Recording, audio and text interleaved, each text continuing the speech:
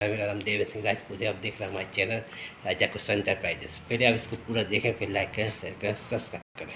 नमस्कार, आज हम बात करेंगे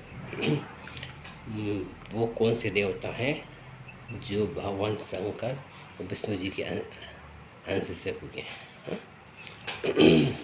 तो इसमें सबसे पहले नाम आता है हनुमान जी का। हनुमान जी भगवान शंकर और विष्णु भगवान के दोनों के अंश से हुए थे। और जब अमृत मंथन हुआ था तो उस समय धनवंतरी भगवान अमृत का लेकर निकले, तो देवताओं में असुरों में लड़ाई हो गई। वो कहले हम लेंगे, वो कहले हम लेंगे। तो देवराज ने भगवान विष्णु को ध्यान किया, प्रभु आप रक्षा करो। तो भगवान विष्णु आए तो मोहिनी रूप रख के तो उनसे अमृत का लेके राक्षस हो गए। देवताओं को अमृत पिला दिया और असुरों को जल पिला दिया। जल पिला दिया। जब एक असुर ने देखा तो वो यहाँ पे आ गया। तो उसने जब जल पिया तो वो क्या कहते हैं, सूर्यदेव कहने लगे मोहिनी ये तो असुर है, देवता नहीं है। तो फिर भगवान उसके असर काट दिया, वही राहु केतु हुआ। तो उसी टाइम पे जो उन्होंने मोहिनी रूप रखा था तो वो भगवान शंकर ने देख वो मोहिनी रूप देखा तो उनका वीर्य गिर गया, मोहित हो गए।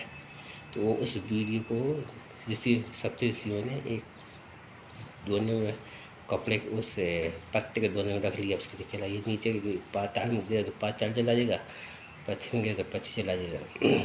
तो इसको एक ऐसी सत्य पति को स्त्री की गर्भ में रखना पड़ेगा जो इसको सहन कर सके। उन्होंने रख लिया था। तो वो फिर उसी को फिर वो ढूंढते रहे कि ऐसी स्त्री कौन मिलेगी। तो अनसुईया माता मिली। अनसुईया माता जंगल में रह रही थी। किसी को उनको श्राप दिया था कि किसी आपको कुआरे में संतान होगी।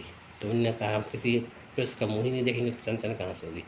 तो वो जंगल में जाकर कुटिया न करने लगी। तो ये दो ऋषि वगैरह वहीं पहुँच गए कि देवी हमें पानी चाहिए, के लिए हम किसी का मुँह ही नहीं देखते, के लिए हम श्राप दे देंगे। तो मजबूरी में उन्होंने जल दिया कि हम ऐसे जल देंगे नहीं, तुम दक्षा दी, क्या दक्षा नहीं दी। तो कह कान बता हम मंत्र बोल रहे। तो मंत्र से उन्होंने वो वीर्य छोड़ दिया कान से। जब पेट में गया अंदर गया तो वो समझ गए कि मुनिवर हम तुम्हें श्राप देंगे। आपने अपना छल किया। कह लगे देवी छल मत करो, कह वो छल देवी में शराब मत दो। जैसे ही हमने ये डाला ऐसे ही निकले, तुम्हारे यहाँ एक ऐसा तेजस्वी पुत्र होगा उस तेरे देवों के समान होगा।